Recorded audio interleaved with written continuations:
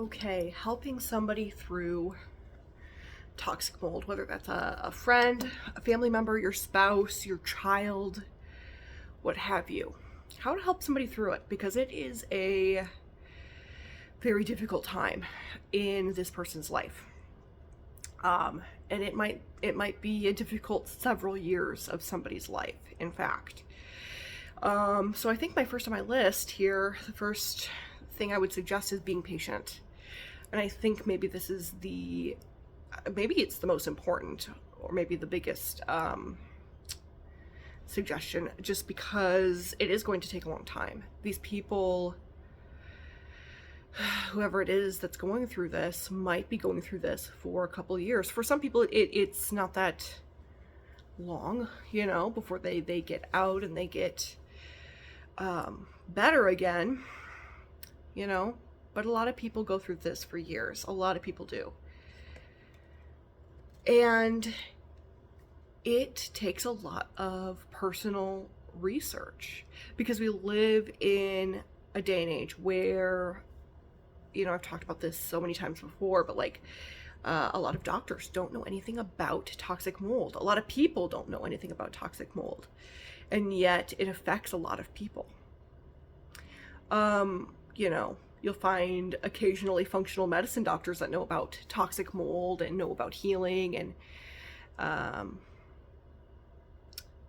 but those are hard to find. And even if you do go to a functional medicine doctor and they don't know about healing from it, they might go down the path of at least researching it, but not everybody has access to a functional medicine doctor. Not everybody has the resources to go to one, or the money, the finances to go to one. So, and that's not even the end all be all. Going to a functional medicine doctor isn't even the cure. A lot of us who have gone through toxic mold or are going through toxic mold, we have to research on our own and be our own doctors to a certain degree. I was very, very lucky that my doctor helped me to a certain point, but then she had to help with COVID, and she could no longer help me, and I was on my own. I had to do a lot of self-research, and I found out that the research that I did on my own, the deep diving that I did on my own, ended up being so much more than my doctor could have even provided for me. So this oftentimes takes years for people, or at least a long time for people, especially since the information, often isn't just a quick Google search. In fact, you do a quick Google search and oftentimes Google has it wrong. So, oftentimes we see non-moldies debate with the moldies, and they say, and they will fight you on this, they will debate you on this, that you can use bleach on mold. That's a very, very common misunderstanding in the mold community, because you can't use bleach on mold. It's terrible. Don't ever do it, but that's something that if you were to do a quick Google search, you might have the wrong information. And so, yeah, I think that might be number 2 for me on the list here is don't do a quick Google search and relay that information to a person going through toxic mold, because, chances are they've already seen that and heard that a dozen times, and they are so far past in their own personal research, so far past that point in their own research. So they are, learning so much more. I think we'd all be healed from toxic mold in an instant if all it took was a quick Google search. But I've had a lot of people in my life personally, while I was going through toxic mold, a lot of friends, a lot of family who wanted to see me healed. They were kind of like, okay, girl, it's been over a year. Are you healed yet? Are you good yet? How about I just try to help her healing along by doing a quick Google search, send this to her, and maybe she'll be miraculously healed. You know what I mean? I think they meant well, but the truth of it is it takes a lot more research than I think some people realize. because toxic mold is this illness. It's this illness that can affect almost every aspect of a person. Depending on the types of mold, I mean, you can just about have every symptom under the sun, depending on the types of mold that you've been exposed to. And not everybody has the gene. And that's also the difficult thing to understand. I think it takes also a great amount of open-mindedness from family and friends during this time. And that might be my other suggestion, is to be very open-minded, because it might not affect you the way that it's affecting these people, especially if you live in a home where one person is affected and the rest of the home isn't affected. That's a very common occurrence, actually. You would think, well, if we have toxic mold, why aren't we affected, but you are? That's a very common thing, because it comes down to the gene. Do you have the gene that has a harder time flushing out toxic mold? Do you have the mold allergy even? And it's like, it can make somebody feel extremely isolated and lonely as it is, if nobody else is experiencing this sickness. I've also seen the reverse, where a whole family is sick, a whole family is going through it, and one person doesn't have it, and still we see gaslighting a lot in these toxic mold communities, where that one person who isn't sick is just like, are you guys sure that you're sick? Like, I don't understand it. But, you know, be very thankful that you don't have the gene. Be very thankful that you aren't exposed, or exposed enough, or that you don't have the allergy, you know? It's, because it can be debilitating. For me, it was debilitating. For a lot of people, it is. And there's information out there, but it's not as readily available as, you know, we would hope. But me and a lot of other people in these toxic mold groups and forums are trying to change that, you know? That might be my next suggestion is to join toxic mold groups and forums online. Don't do your quick little Google search and send that to them and think it's all good. What you really should do is get deeply involved. Talk to the people in the groups and the forums. Ask every single question that you have under the sun. That's what I had to do, and it helped my healing so much. It can be very dark in these groups, I'll tell you that much. It can look very bleak, especially when you're in toxic mold and you're going through the toxicity and you're going through all of the symptoms, the fatigue, the brain fog, you know, even the depression, the anxiety, even psychosis for many people. Like, when you are going through it and you're in these groups, it can sometimes seem very scary, very lonely, and very bleak, because there are so many people talking about their experiences being gaslighted by family members. They're talking about their experiences not being able to, they're not being heard by their doctor. They're not able to get out.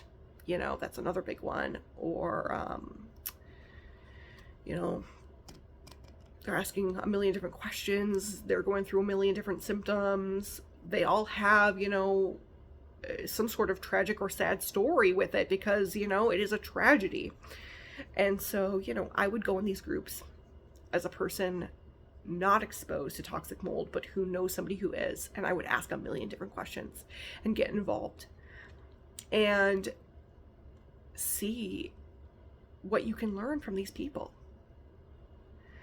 And also maybe learn what not to do from a lot of these people's experiences, because a lot of people in these groups experience their families gaslighting them. There's doctors gaslighting them. Really, the world is gaslighting them until they experience it themselves. And so, yeah, I would maybe go in there and learn what you can learn, you know? And, you know, during this time, your friend, your family member who has mold toxicity might be withdrawing from you. They might be shutting down. They might be becoming less social. And, it'll do that to you because it is a sickness that is oftentimes mostly rooted in fatigue. Like that's one of the most prevalent symptoms is fatigue and brain fog. And, at my worst, my height of the toxic mold, if you will, I was so withdrawn from people. I could barely hold up a conversation. I felt like a vegetable, if I'm being quite real. And that can be very common for people. Again, depending on the types of mold and the type of illness that they have. So, it takes a lot of being patient, a lot of open-mindedness, and just realizing that, like, even if this does take years, they need to know that you are still there. They need to know that somebody is still present and still caring, even if it's from afar, even if it means that you don't fully understand everything that they're going through.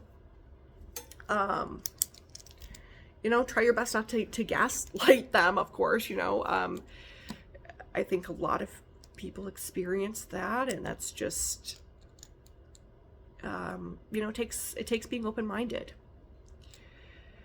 And even letting them vent, and, even to the point where you're getting kind of like over it. Like, okay, yeah, you've been talking about how you're fatigued for the last 3 months, but that's their life. Well, I was in it. That was my life. That was my every thought is, how do I heal? How do I get out? I felt trapped. I felt sick. I felt like I was slowly dying, because I was. And it's like, you let them talk about it. Let them talk about it as much as they need. And if that's your only interaction with these people, just realize that that's their life right now. That's their experience right now. That will probably be your only interactions with them, is them venting to you about how sick they are. And that's really, a rough place to be for them. And I can guarantee you that they're very aware as to how their relationship with you has changed, And I'm sure they're very, very, very aware of how they are talking, how they aren't that same fun person. And it's a whole process. It's a whole mental process, because as they are going through this sickness, they're changing as a human being. And that acknowledgement that they are also not the same person that they were. It's like that death of who they were for that moment. And now they probably will come back. Maybe they'll come back as a different version of themselves. Maybe they'll come back, we all heal in different ways. So it's not to say that spark will never come back. It actually likely will. And I think it takes a person who is going to be very open-minded, a family member, a spouse, a, friend who's going to be very open-minded and who is going to be the source of light for them a lot of the times, because I think it can feel, like I said, a little bleak in these groups. And when you were down this rabbit hole and you feel so lost, that sometimes we need these sober-minded people to remind us that life is still happening and that life will still happen. They will get better. They will heal. And having somebody relay that with confidence to them. And, there has to be a level of sincerity with that too, which I think can be rough, because you don't know, the ins and outs of what that person's going through. And so it's like, well, are they going to heal? Are they going to get better? But I think it takes a person having that confidence. You will get better, and relaying that with the utmost sincerity to this person, because oftentimes we need that. We need that when we're going through this sickness. We need a level-headed person going, no, this isn't going to be forever. And even pointing out all the pros that are going on, I don't want to say in their life, but all the pros that are going on within their healing. Because when you start listing all the pros that are going on in a person's life, it can feel very detached, because they are completely spiraling a lot of the times, spiraling into sickness. But if you point out all of the pros in their healing, like, yes, you feel like you're getting worse, but oftentimes that is just proof that your body is doing what it's supposed to do. The fact that you are experiencing these symptoms proves that your body knows what to do with this toxin, you know? And even the research that they're putting in and the information that they've learned, even if they feel lost, like, they've gained so much information on how to heal up to this point. And I think talking with them about what they've learned, where they're at in their research, where they're at in their own, their own healing journey. Are they taking binders? What binders are they taking? Once you start to know that, I think that's when you can start doing more research with them. Because you're past the whole quick Google search, and we're done. Once you get past that stage and you are right there with them, learning about what they're going through, you're holding their hand through it, you are showing them that they aren't researching this alone. You're willing to deep dive with them. I think that could actually be very helpful. But, doing the quick little Google searches are not going to help them. You really have to help them deep dive. Meet them where they're at. Show them that you are listening to what they're saying and the place that they're in their healing journey, And I think with that, you'll be all right. Because at the end of the day, like, there's not much else we can do. We can be there for them. We can hold their hand. We can be a listening ear. But there's not much else we can do. Because this is just a time of healing. Once they have, their binders down, once they have their detox pathways, once they are maybe even receiving therapy, there's not much else that we can do from that standpoint besides just be a listening ear for them to vent. And yeah, I think that's pretty much it on my list.